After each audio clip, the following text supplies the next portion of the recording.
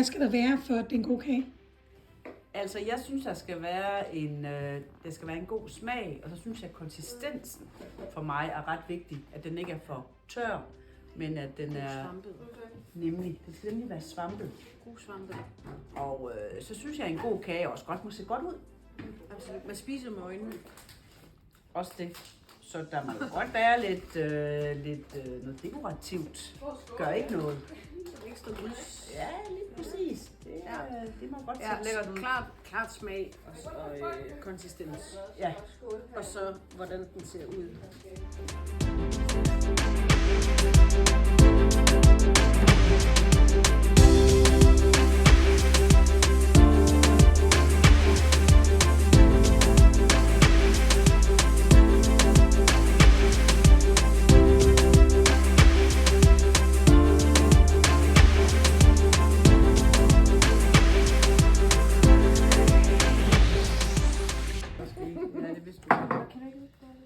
Kan du ikke lige gøre det? Jeg har set i bagdysten, at nogle gange så er dommerne faktisk lige henne og giver en lille hjælpende hånd med. Og Jeg har også lige givet et lille hot tip Jeg herovre. kan slet ikke finde ud af, hvordan jeg er henne.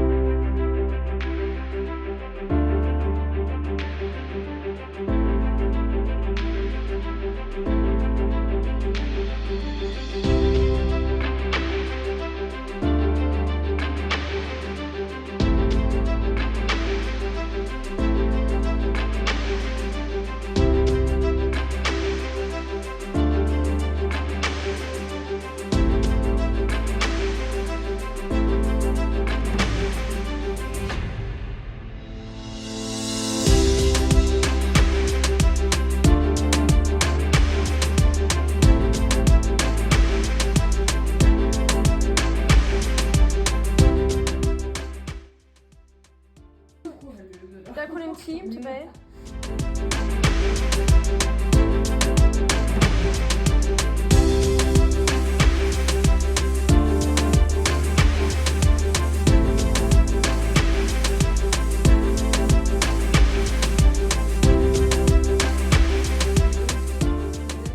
I sagde det åbenbart ikke højt nok.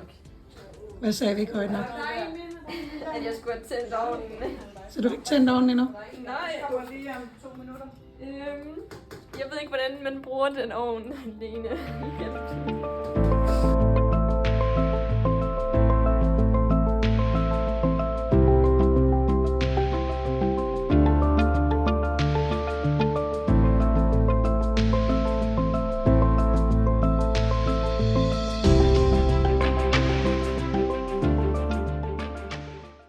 Der er 15 minutter til kagerne skal være færdige.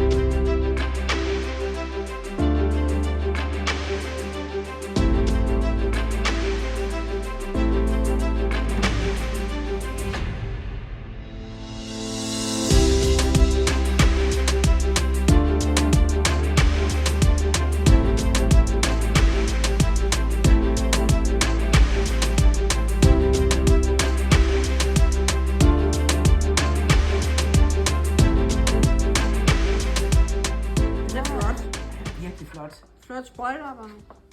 Jeg synes også, det er meget flot sprøjtearbejde, og så har vi jo lige lidt pynt. Sirligt lavet, kan jeg se. Så meget fint. Den ser god ud. Jeg kan se, der er brugt sprøjtepose her. Ja. Den er... Kigger man lige på krummen, den ser god ud. Den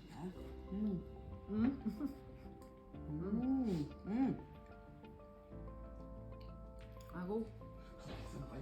Jeg kan godt tage lidt mere mod væk. Jeg tager lige en til. Jeg skal lige have lidt... Jeg fik ikke så meget kage i den, så vi skal lige have her selve smagen af chokoladekagen. Jeg prøver lige. Tak. Også jeg vil så også sige en lidt sød kage. Vi har både en sød dej og en lidt sød top. Der, altså man kunne måske have... Lidt citron i... Måske en lille citron. Altså i smørcremen. Så ville den sådan lige have været... Så havde den været der. Så havde den været der, men rigtig, rigtig god kage og fint arbejde. Ja, Flot arbejde. Tak for det. Ja, tak.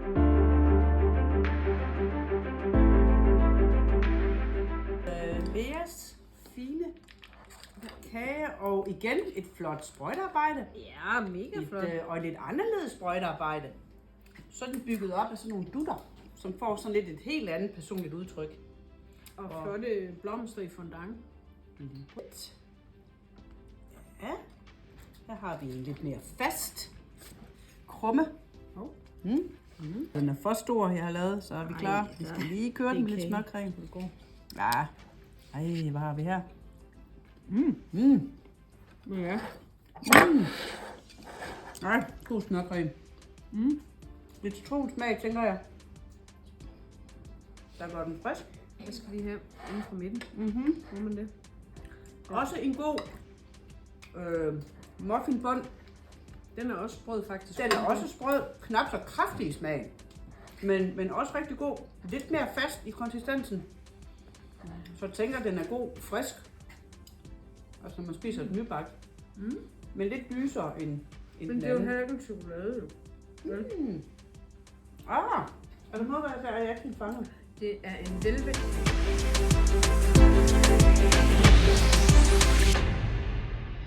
Så er vi over i noget helt andet. Et helt andet udtryk. Ja, Stine?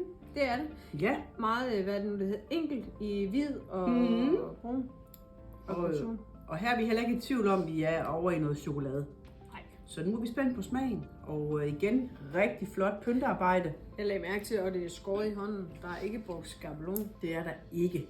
Det er godt gået. Og enhver kan jo se, at der står vi 10 på den. Så skal jeg lige... Den er meget anderledes i konsistensen. Ja, her har vi en, som er... Er det her, vi kan bruge udtrykket mushy? Det tror jeg. Ja, mushy. Eller spongy. Svampet. Svampet, ja. Vi prøver lige at smage den. Jeg tror, min den var... Ja.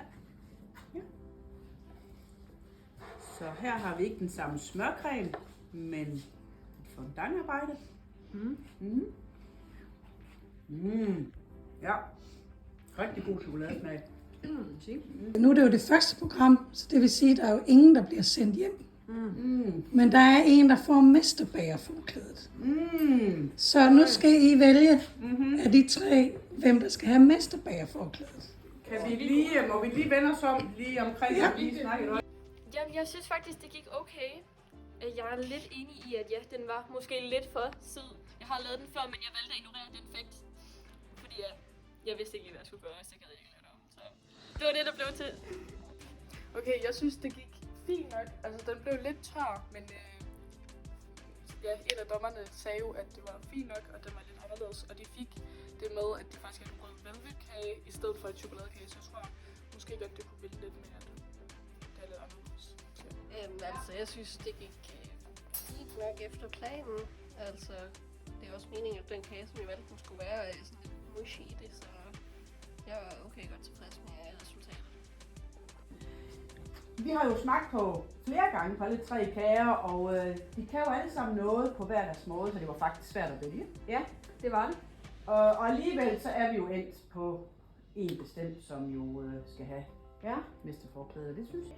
Den, der får mesterforklædet, havde både smag og udseende og konsistens. Prøv!